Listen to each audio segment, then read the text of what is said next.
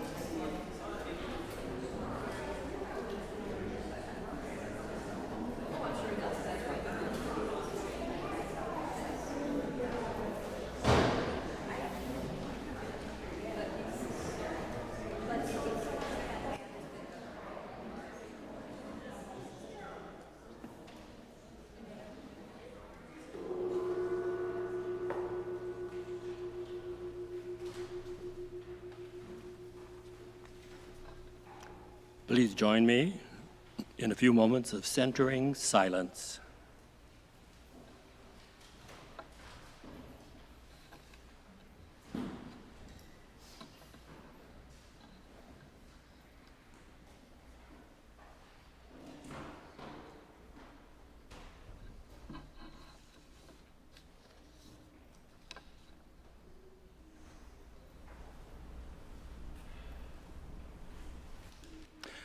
And now, please remain seated and join in singing our in-gathering hymn found in your order of service.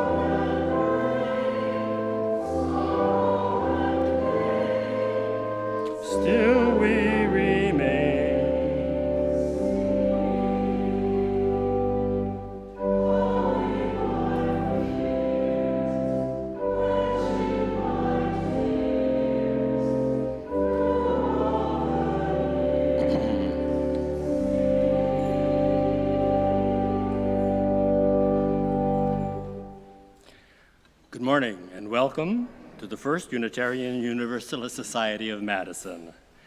In this community, curious seekers gather to explore spiritual, ethical, and social issues in an accepting and nurturing environment.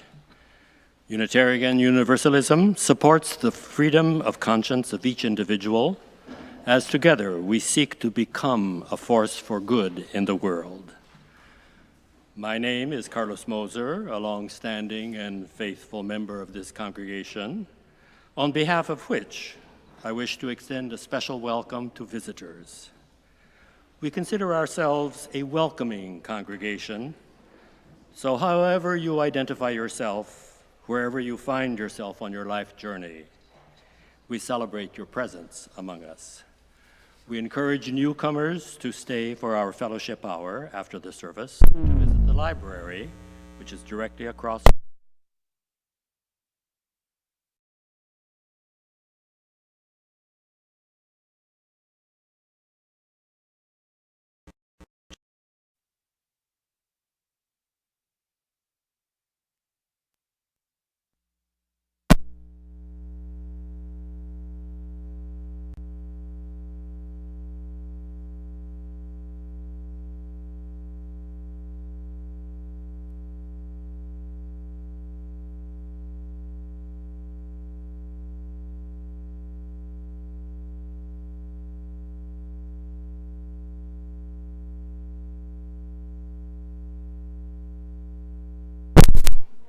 We welcome children to stay for the service, but if the child needs to talk or move around, we recommend the Child Haven just behind you on the left, or the Commons as good places to visit, where you can still hear and see the service.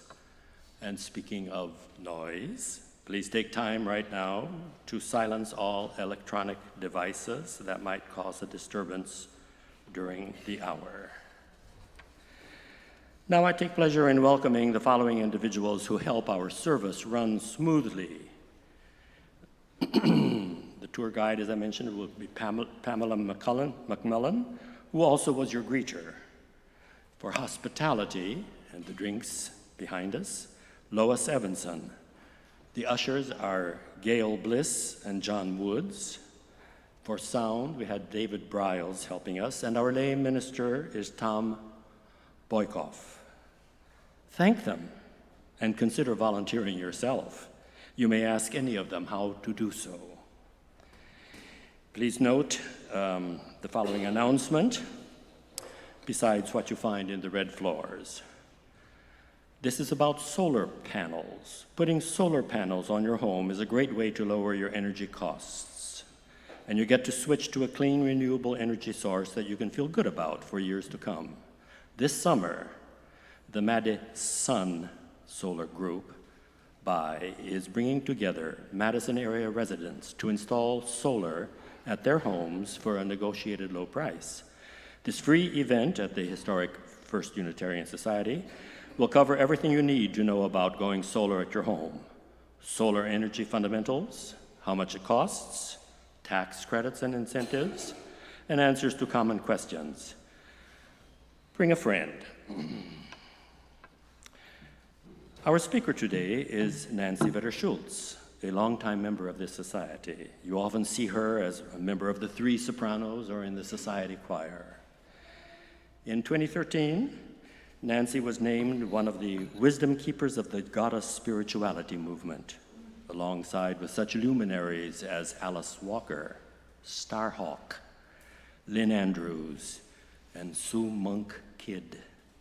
As a theological columnist for Sage Woman magazine and blogger for Tikkun Daily and Feminism and Religion, she has offered spiritual growth keynotes, workshops, and classes since 1987. Nancy honed her speaking and workshop skills in the emerging field of women's studies at the UW-Madison from 1975 to 1991. Her muse then nudged her out of academia to record Chants for the Queen of Heaven with the help of a Feminist Theology Award from the Unitarian Universalist Women's Federation. Nancy is a writer, educator, workshop facilitator, and musician whose work has focused on empowerment and spiritual growth. She is most recently the author of The World is Your Oyster. Obviously that was in her mind when she had the wonderful title, The World is Your Oracle, and I think you will find pearls of wisdom inside. It is published by Fair Winds Press in April of this year. She will be speaking about her new book today and offering an FUS class on it in October. She also asked me to tell you that she has started blogging about The World is Your Oracle, offering oracular tips and history. So if you already own The World is Your Oracle and have not signed the mailing list for the book, please come to her table in the Commons and sign up. Again, a warm welcome. We hope today's service will stimulate your mind, touch your heart, expand your understanding, and stir your sluggish spirit.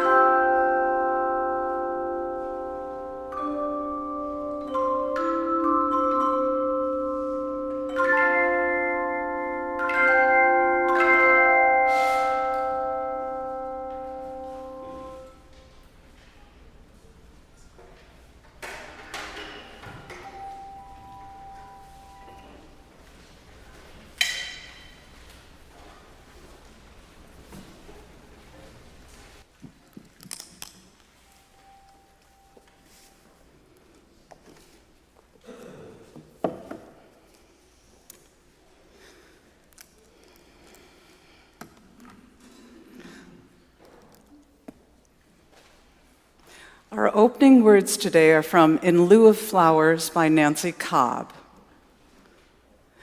A wisdom as constant as the North Star shines within all of us. It's always present, waiting to be tapped, waiting to guide us, to advise us. We need only use it to prevent its atrophy. No matter what our background, profession, color, or religion, employing this universal compass, this innate sense of what we know to be true, will help us establish a lifelong foundation, a place we go to recover our sanity and to regain our balance. And now please rise in body or spirit for the lighting of the chalice. You'll notice that it's a responsive reading, so please read the bold words.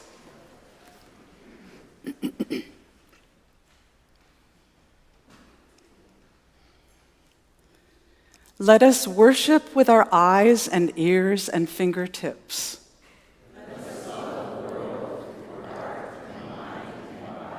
We feed our eyes upon the mystery and revelation in the faces of our brothers and sisters. All life flows into a great common life, if we will only open our eyes to our companions. Let us worship not in bowing down, not with closed eyes and stopped ears. Let us worship with the opening of all the windows of our beings, and with a full outstretching of our spirits. And while you're still standing, please exchange friendly greetings with your neighbors.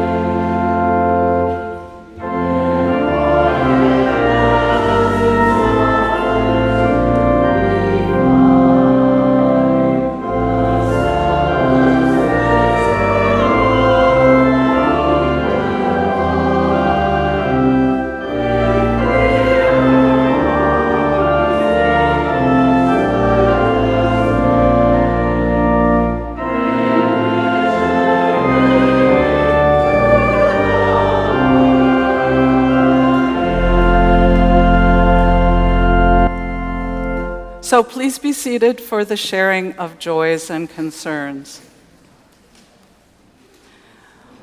Once a month, we generally set aside a few minutes at the first part of the hour for the sharing of joys and sorrows.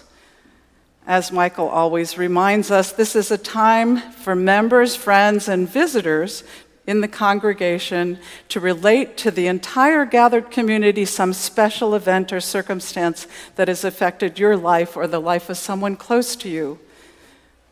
General announcements, news items, and partisan appeals are discouraged. For the next several minutes, anyone who wishes is invited to step to the front of the auditorium and light a candle in one of the 2 candelabras on either side of the pulpit. Then, using the microphone that's provided by Tom Boykoff, our lay minister, please share your name, if that feels comfortable, and a brief message. Please note that our services are broadcast, so listeners are not restricted just to these people who are sitting here. You may also wordlessly light a candle of commemoration and simply return to your seat. And I'd actually like to begin our sharing of joys and sorrows because I've had 2 births that have affected my life recently. The first one you're going to hear a lot about today, the birth of my new book, The World is Your Oracle. But the second one is probably even more significant to Mark and me because we just had the birth of our first grandchild, Leo Lyndon Steinman, who is now 5 weeks old. Mark and I had the privilege of spending the first 2 weeks of his life with him, and even though we did an awful lot, Mark fixed everything in that house. And we cooked, we cleaned, we made sure that Linnea took a walk since she had a C-section, so she needed to carefully get back into her health again. But she's doing very fine because she's a yogi. But I think we got more out of it than they did because we got to be right inside that love bubble that they created. They are have head over heels in love with their son. So thank you for indulging me in that. And now we need a microphone so that people who want to share their joys and sorrows will be able to do that. And if you would come to the front of the congregation, Sean will be grabbing a microphone very soon.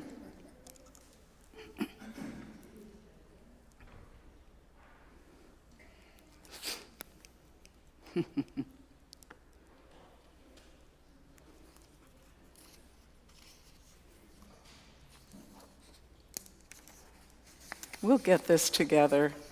Sound seems to be an issue today, but not any longer. Thank you, Sean.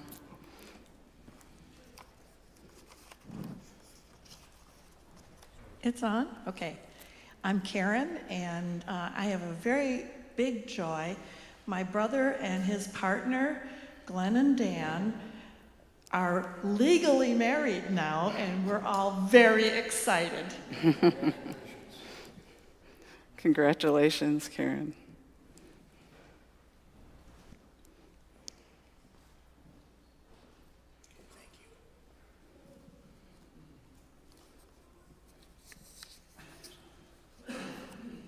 My name's John Woods. 2 weeks ago today, our youngest daughter, Lindsay, had her first child, a little boy named Garrett Christopher Schlageter. They live in Denver. We were out there. I was out there for a week. My wife was out there for 2 weeks helping, doing exactly the same things that Nancy and Mark were doing. And it's our 6th grandchild, but it's our daughter's first child and the first grandchild we've had in a while, and he's a great little guy.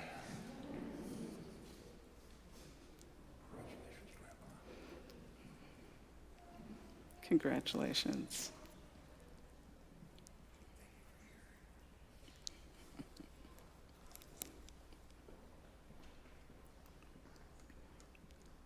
Hi, I'm Linda, and I'm very proud of my oldest son who's in his 20s, and he's just moved into a management position for a company that he's been working for a few years.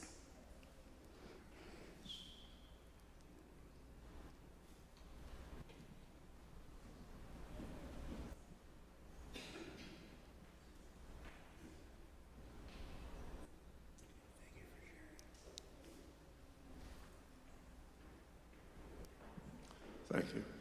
I'm Tim Harrington. I'd like us to take a moment to acknowledge the passing and the life of Sherry Maples. Sherry was a friend of our family's, and many of you know she was prominent in this community for decades as a leader in the policing, as a Buddhist teacher, as a member of the LGBT community, and as a friend and a confidant to many, including my sister Eileen. So she passed this last week, as some of you know, and she was one of the best among us. Thank you.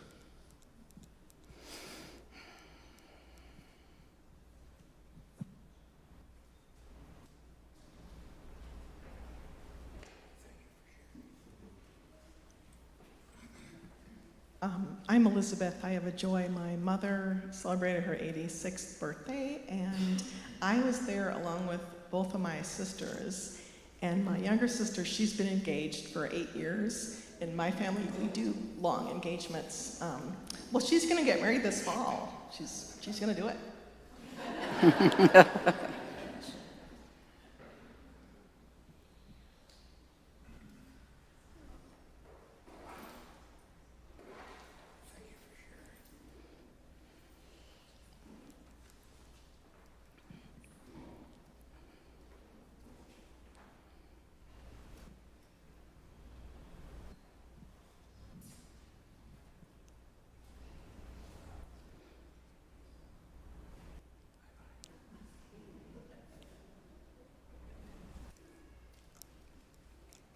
There's one more person.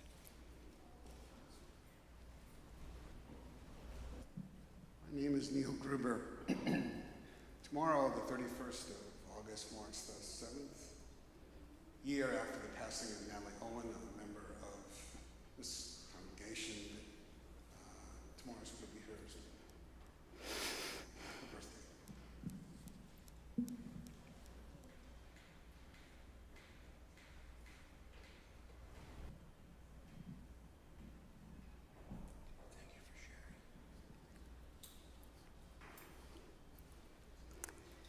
And in addition to those just shared, we also acknowledge all of those unspoken joys and sorrows that remain among us. As a community of concern and caring, we hold these in our hearts as well. Let's sit silently for a few moments in the spirit of empathy and hope.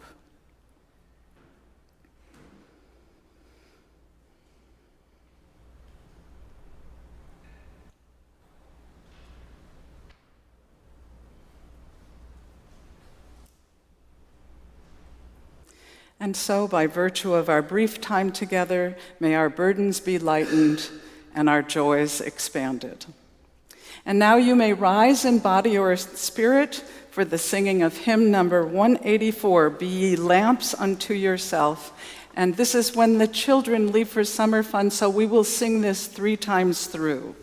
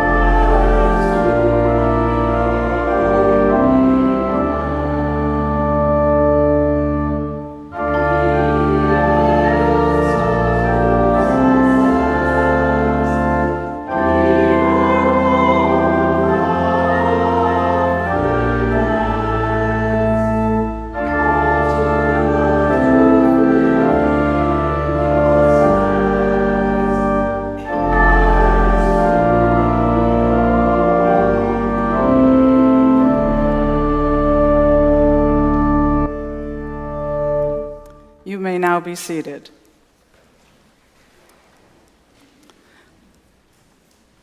So today I'm going to be reading from my book, The World is Your Oracle, and this is mostly from the introduction.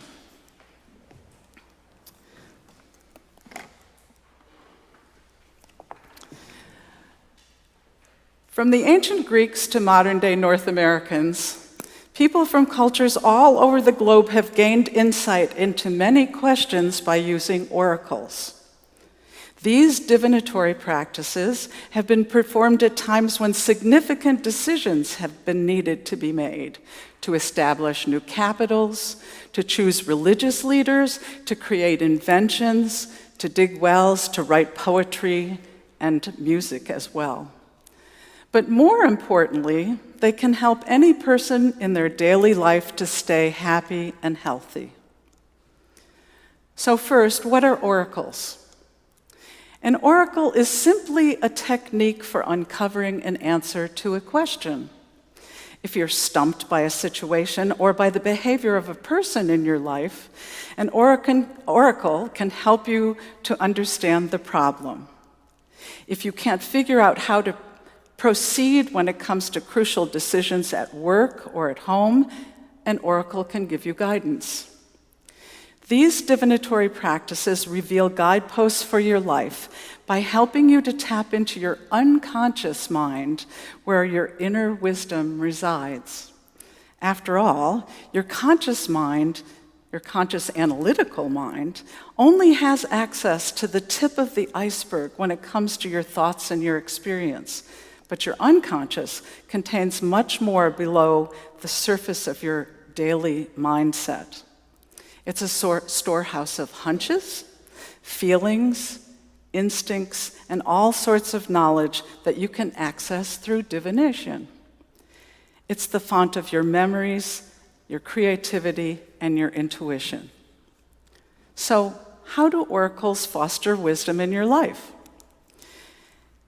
Every day, we're bombarded by advertising messages, expert advice, campaign promises, and opinions of every sort. Sometimes it's hard to hear ourselves think. Instead, we need to listen to what Apple CEO and co-founder Steve Jobs calls the whisperings of intuition. According to Jobs, these are wise flashes of inspiration that will help us to be successful in an environment of rapid change where analytical thinking no longer suffices. In fact, a gathering of 1,500 CEOs from all over the globe recently identified these types of creative insights as the best strategy for dealing with a world that's volatile, uncertain, and complex. Recent studies also show that to a large degree we reach our decisions unconsciously. Our unconscious mind constantly monitors our external and internal environments, and when it judges the information gathered to be important enough, it engages the conscious mind, and we become consciously aware of something. Oracles can put us in touch with our unconscious wisdom sooner, so we don't have to wait out those times when our analytical mind is stuck in a rut. On a more personal level, I've found that good oracles put me in touch with myself. It lets you discover your motivations, your feelings, and your thoughts about any question that you're exploring. It also helps by alerting you to your hidden wishes and fears, those aspects of your personality that might sabotage your conscious choices unless you take them into account. Once you're aware of the beliefs that are operating beneath the surface of your mind, you can factor them into your decisions, just like any conscious thought. Oracles can guide your life with a sure hand when you flounder. They can help you set priorities, meet challenges, and find creative solutions to your problems. At times, a divination can even point to an outworn habit that you need to discard, or can encourage you to take a risk that you might be too timid to do alone. Oracles can provide information that you need, warn you of possible dangers, and inspire your professional and creative work.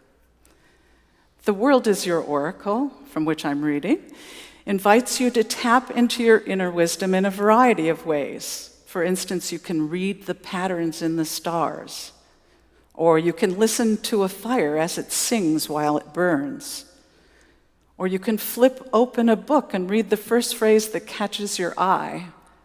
While writing this book, I opened a nearby volume and read, "Listen to the cry of your own heart. Something wonderful is being said." I loved that. So finally, I think we all long to be touched by something greater than ourselves, and divination provides that experience. The ultimate aim of divination is exactly that, to open us to the sense of wonder in our lives. Our lives can be imbued with a richer significance as a result of being brushed by the mystery of divination, as we experience ourselves in relation to something larger than our own routine lives. It can create an ongoing awareness of the adventure of our lives, open at any moment to our inner knowing and the wisdom of the universe. So endeth the reading. And right now, I think we are singing a hymn, are we not? Because I don't have my, oh, we have special music, wonderful.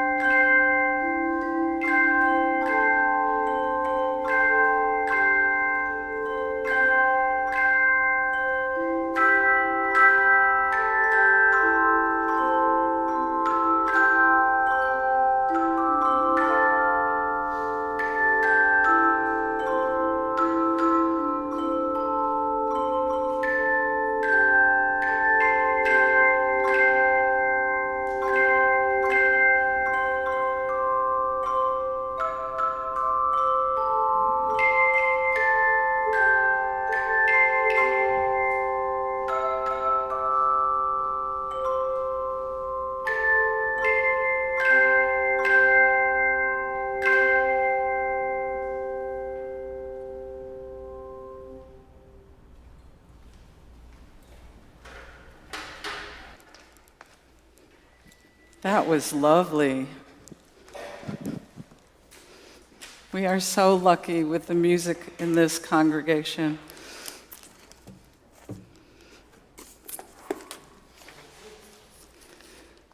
So while I'm talking today about blurring the lines between the sacred and the secular and the science of divination, Sean is going to be putting some pictures up on the board behind me, which are the paintings that my daughter did to illustrate the divination techniques that are in the book. Enjoy them. So I was raised in a medical family. My dad was a veterinarian and my mother was a nurse. They were scientists at heart, and they had a thirst for learning. As a result, I grew up believing that rationality was the sole source of wisdom and that education was the pathway to get there. But in my 20s, I began to have mystical experiences that I couldn't explain rationally. At that time in my life, I certainly didn't consider myself psychic, and I still don't. But I began to realize that everyone has intuitive experiences. And so I set out to discover how to develop my own intuition. As strange as it may sound, I began by reading tarot cards during my most rational period when I was studying to become a PhD about 40 years ago. I approached the cards from a fairly logical point of view, regarding them as a sort of psychological Rorschach test for questions that stumped me. In retrospect, this was my first step towards comprehending insight triggers, those experiences that can precipitate understanding, and how also we co-create our interpretations of oracles in our lives by coming up with associations that make sense to us. Spending time with other practitioners of divination, I was introduced to more open-ended and therefore more advanced oracular techniques that depended on accessing the wellspring of my intuition through a state of inward focus. I also began to realize that people use different senses to access their inner wisdom. The most predominant among them, the visual, the auditory, and the kinesthetic. And if you have my book, you know that's the major distinctions that I make. The divinations are categorized by whether they're visual, auditory, or kinesthetic. And eventually, I started to create my own oracular techniques based on my own experience of divination. And the ultimate result is The World is Your Oracle, which I'm speaking about today, a compilation of 40 multicultural divinatory techniques for tapping your inner wisdom. In North America, many people associate divination with either ancient religions or the occult. And traditionally, this concept of divination has been mostly conjured up an image of an old woman with her playing cards, trying to foretell people's futures, their fortunes. And we don't have to search very far to discover the reason for our dominant notions about divination. The first definition in most English dictionaries states that it's a practice of attempting to foretell future events or discover hidden knowledge using occult or supernatural means. From my perspective, this is an archaic distinction and an archaic definition because it's one that was created during a time when we drew sharper distinctions between the everyday and the mysterious, the natural and the supernatural. Instead, I define divination as the active use of our intuition, employing a variety of methods for getting in touch with your inner knowing. Now, seers and sages have done exactly that for centuries, perhaps even millennia. They've known that in order to answer questions that baffled them, they had to let go of their narrow, habitual responses to the situations and people around them, as well as to the questions that they faced. To do this, they often performed divinations. And in the mental state created by a divination, new ideas popped into their awareness. These adepts were the first to perfect what we now call thinking outside the box. With breakthroughs in modern technology, we now know why. Research has begun to shed light on how divination acts to facilitate aha moments, those creative insights that seem to come out of the blue to spontaneously come to us. Brain imaging studies using electroencephalograms, EEGs, and functional magnetic resonance imagery, that's fMRIs, have shown that these flashes of insight occur when a person's brain is in a particular state. And this is exactly the state of mind that divination facilitates. So in order to understand these eureka moments, we need to step back for a moment and notice how our mind normally works. Neuroscientists have discovered that every idea stored in the brain has associations with other thoughts, so that each thought calls to mind the next and the next until you have a stream of consciousness. Some of these associations are remote and therefore unlikely to come to mind. We call these associations unconscious. In contrast, many associations are almost automatic, and we call them conscious thought. When we're in our normal mindset, using our conscious analytical mind, our thoughts remain wedded to our most obvious associations from our experience, from our reading, and our assumptions about how the world works. Most of the time, this mental box that's created by these seemingly self-evident associations allows us to anticipate and understand our lives rapidly. It's sort of like a triage system for prioritizing what the likelihood of meaning is in any particular situation. But these habitual associations also limit our thinking, sometimes causing tunnel vision. This can be detrimental when we're presented with new challenges in our lives. When we become stuck in our thinking, that's when we need an aha moment or a divination to free our thoughts. Then our minds can associate with the more remote ideas that are found in the unconscious, allowing new understandings to surface into our conscious awareness. So how does this work? The most recent research demonstrates that aha moments happen when two conditions are met. First, there has to be a burst of alpha wave activity called the brain blink.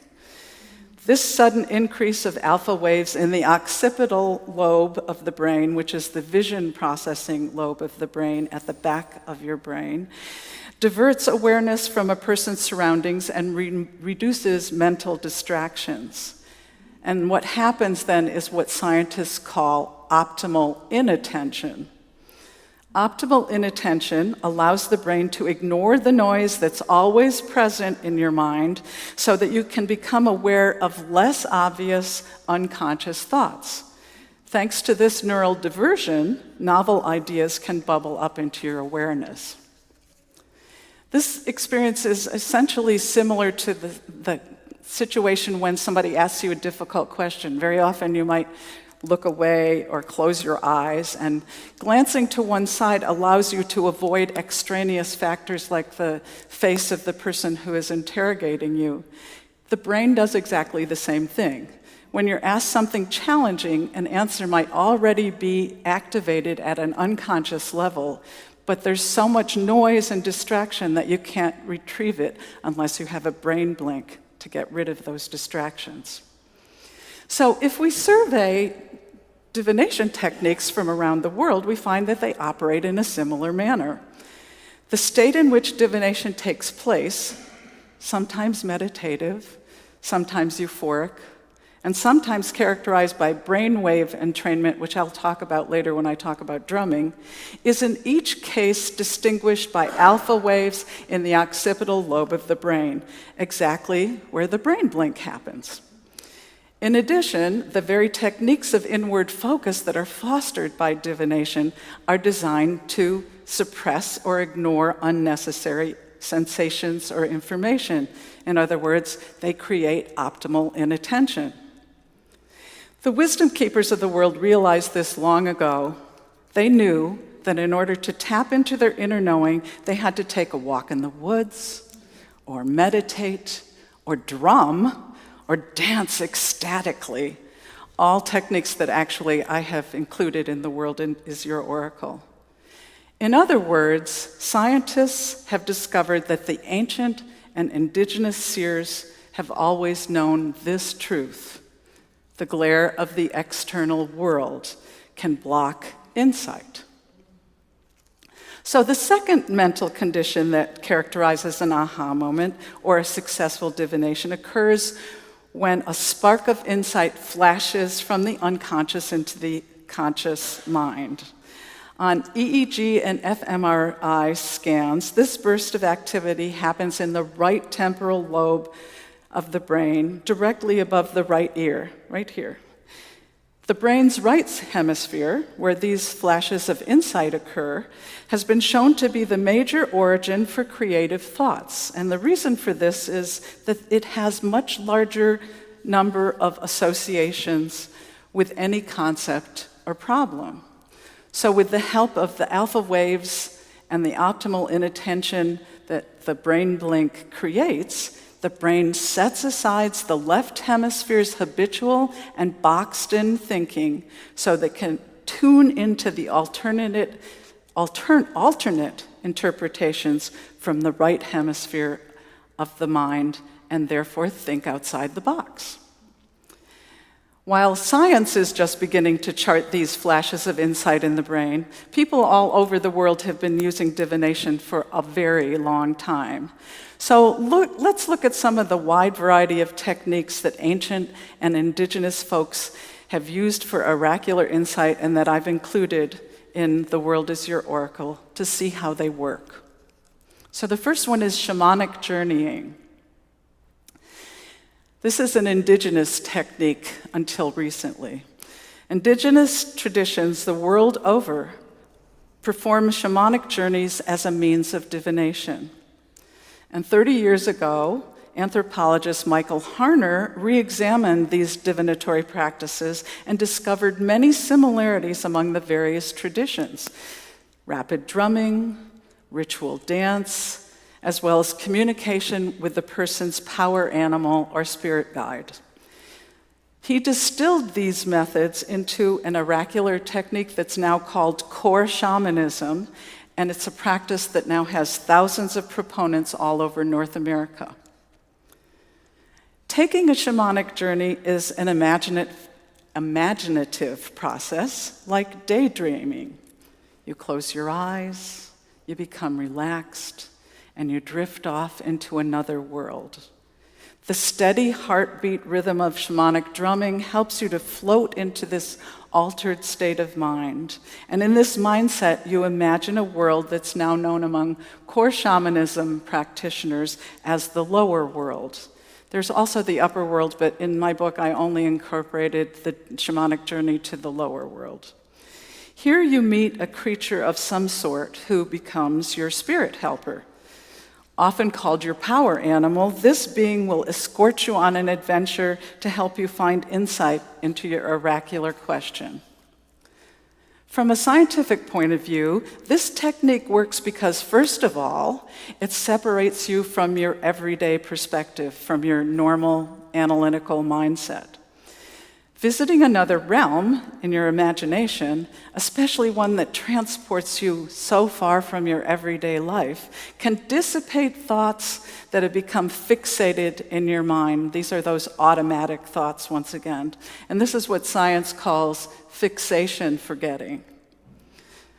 So thinking is almost always associated with the context in which you have these thoughts. So for instance, you're upstairs and you go, oh, I gotta go find that iPhone downstairs. And you walk down the stairs, and by the time you get to the living room, you've forgotten what it was you were going for. But when you go back upstairs, you remember, oh, it was my cell.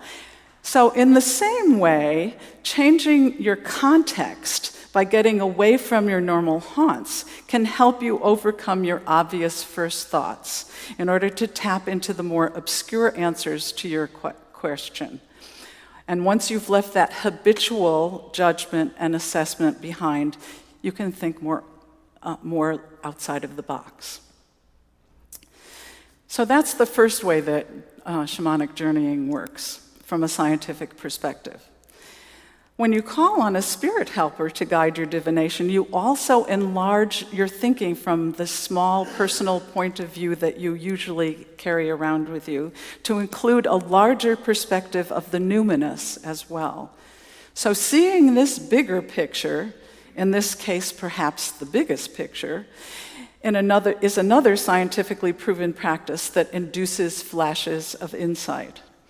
It's one of the best ways to notice interconnecting pieces that make up your puzzle, even those that seem unimportant. So that's the second way, the bigger picture leading to larger thinking, broadening your thinking. And similarly to dreaming, the shamanic journey also involves a semi-conscious state of inward reflection in which novel ideas can be incubated from an oracular question. Science now shows us that this type of unconscious incubation is what generates insights, since hidden relationships brought from the unconscious into the forefront of the mind are the material from which these sudden realizations are drawn. Incubation involves taking time away from your problem, and the further away you get, the better. The easiest way to incubate a question or an oracle is by sleeping on your question and coming up with a dream that answers it, which is also a technique in The World is Your Oracle. But you can also take a short break from consciously considering a problem that has you stumped by taking a walk in the woods, for instance, or in this case, by journeying to the lower world.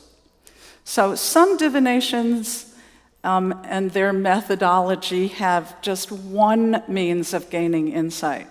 During this shamanic journeying, there are 3 scientifically proven means of eliciting your deeper knowing: changing your context, which leads to fixation forgetting, broadening your attention, and therefore broadening your thinking, and incubation.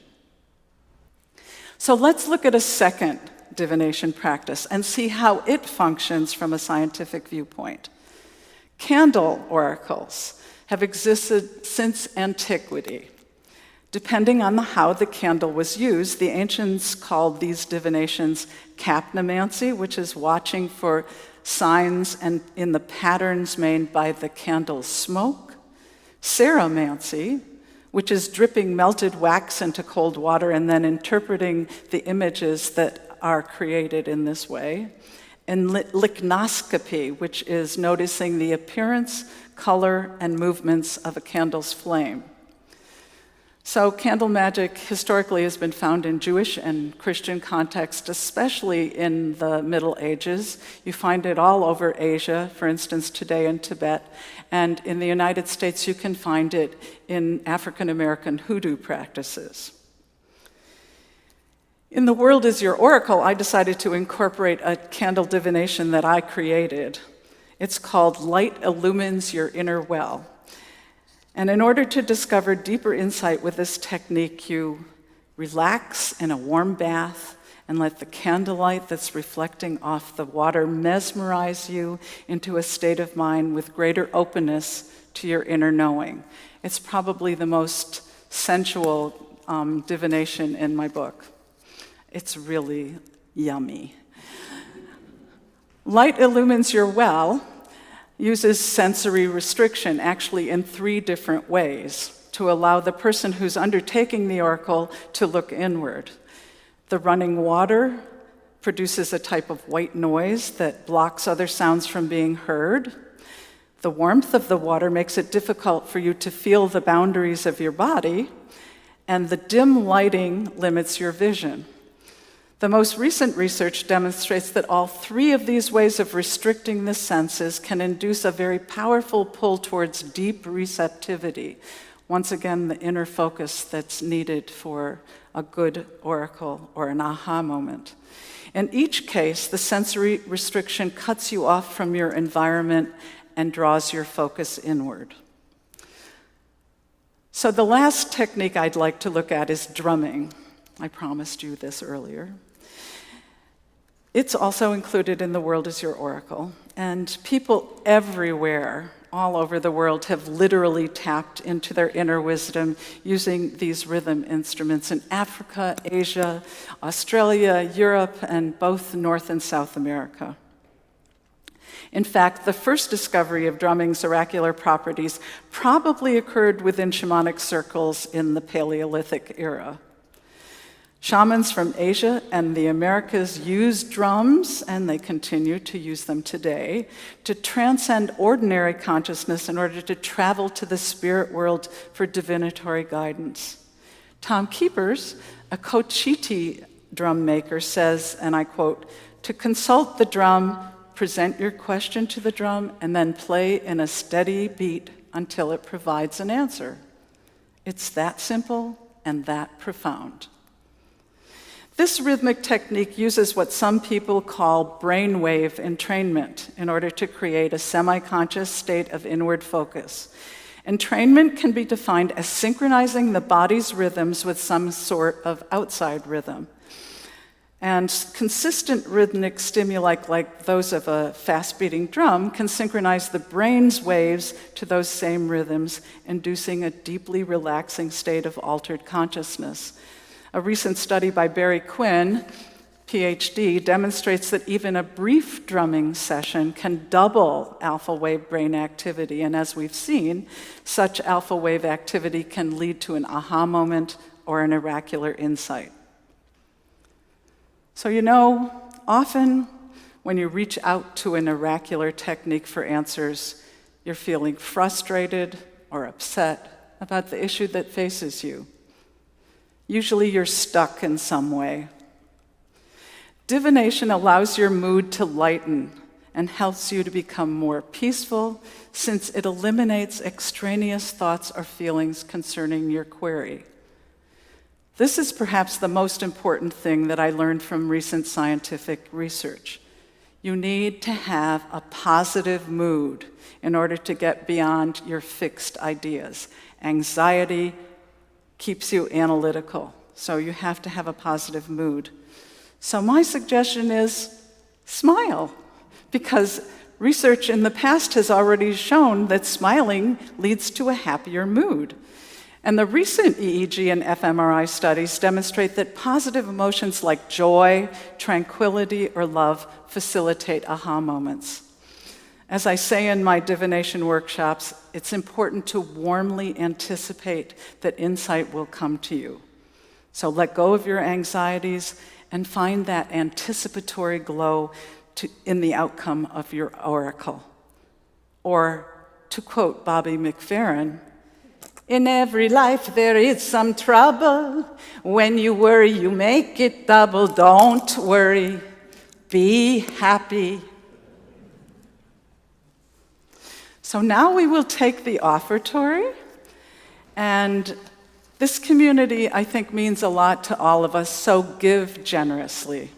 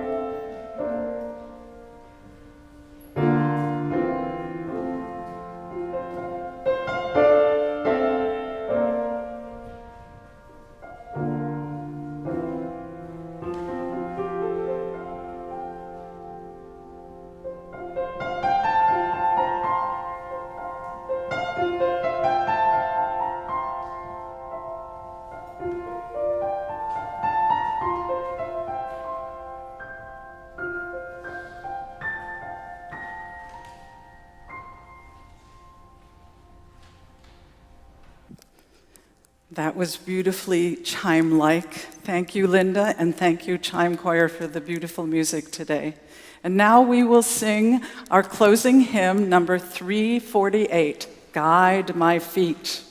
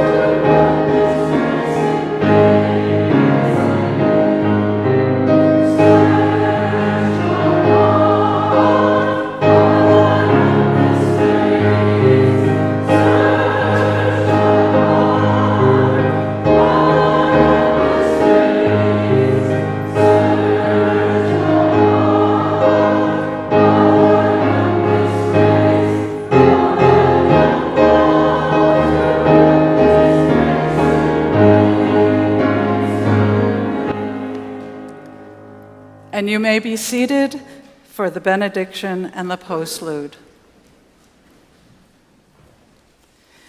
We receive fragments of holiness, glimpses of eternity, brief moments of insight.